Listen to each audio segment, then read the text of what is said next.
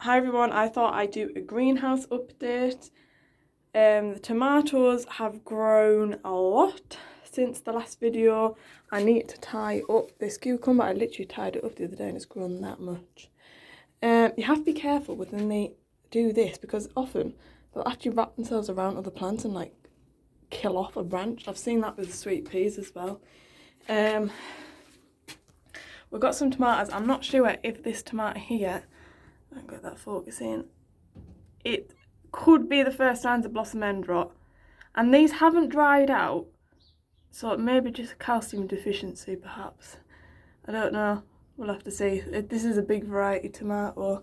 But I just want to show what I tend to do when the flowers have gone and the tomatoes are starting to form and you've just got this dead bit of flower. I take them off. And if any have landed on leaves, again, I will take them off because I find they can get botrytis, and if that drops on a leaf, the leaf will get botrytis and then that's not good.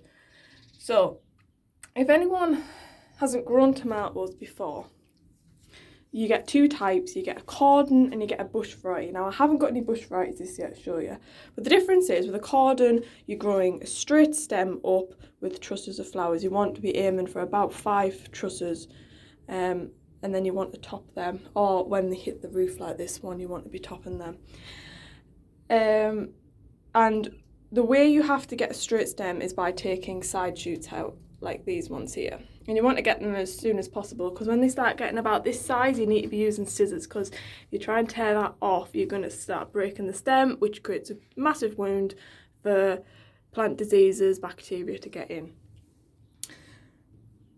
Whereas the bush varieties, you don't have to do anything, you just leave the side shoots on, but they will be a lot more smaller.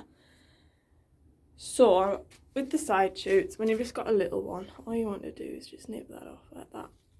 Now, if it was actually earlier on in the season, you can propagate these, you can put them in water and they will root, and then you just put them in some compost and you've got a new plant, but it's a bit late for that now.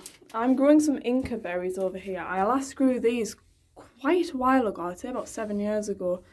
I'm not sure if we're going to get any fruit. I mean, last time I grew them, I think I got one. They're also known as Cape gooseberries. Got some flowers here as well.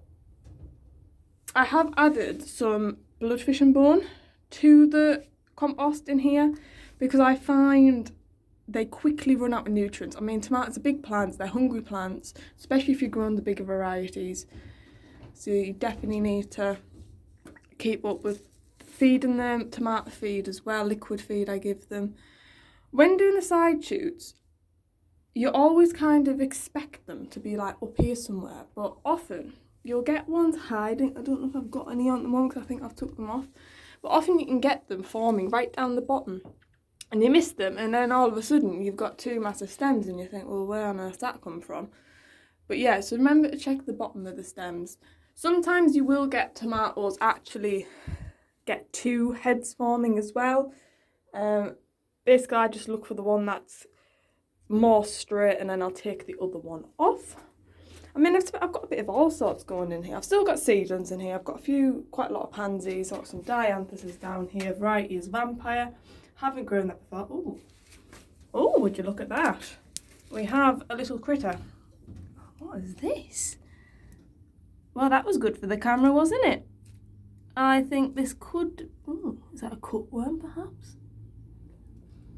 Now, I shut the greenhouse door on a night, even when it's hot, because moths will come in and lay their eggs and you get cutworm, which will, basically they just cut underneath the soil and it will kill the plant.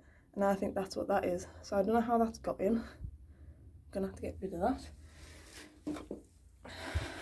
More plants in here. A lot of these can go out now, to be honest.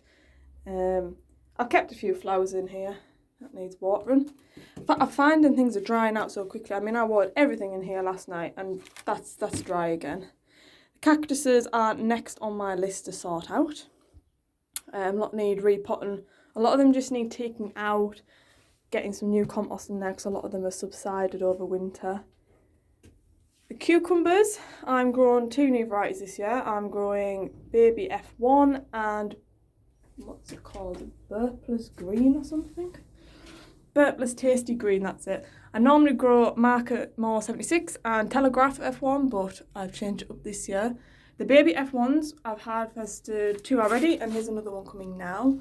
They've been really good up to now.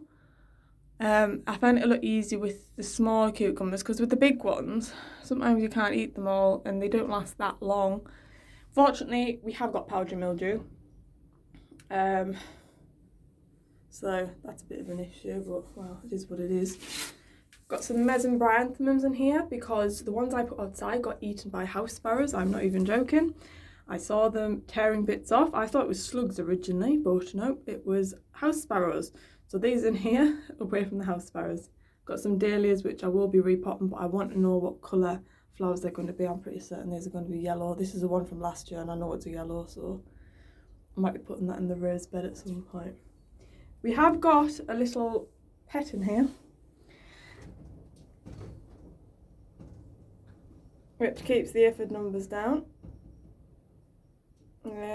She or he is.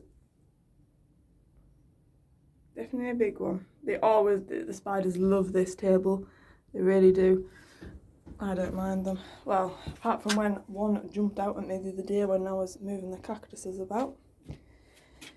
Temperature in here at the moment, 23.3, not too bad. Yeah, that's pretty much it for the greenhouse update. I've been drying some flowers. I've got petals drying in the other greenhouse out there, making use of that. So that's that. I'll just show you this cactus here. This was grown from seed about 4 years ago and it's about to flower. This is the variety here. Noto cactus. Basically it's a barrel cactus basically. And again, looking at it, I'm not even sure it is. Who knows, labels do get mixed up in here. Definitely.